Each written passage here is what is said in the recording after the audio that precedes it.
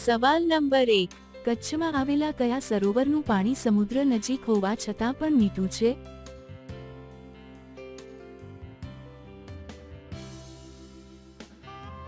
જવાબ છે નારાયણ સરોવર. સવાલ નંબર 2, દુનિયાનું સૌથી ઊંચું સ્ટેચ્યુ કયું છે?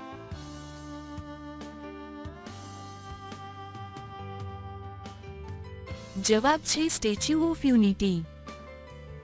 સવાલ નંબર 3, વાતાવરણમાં ઓક્સિજનનું પ્રમાણ કેટલું છે?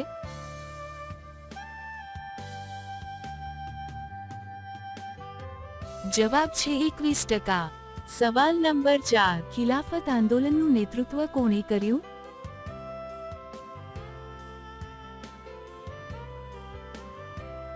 જવાબ છે મૌલાના મોહમ્મદ અલી.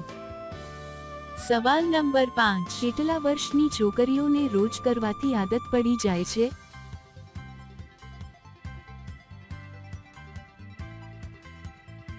જવાબ છે 18મી 23 વર્ષની છોકરીઓને.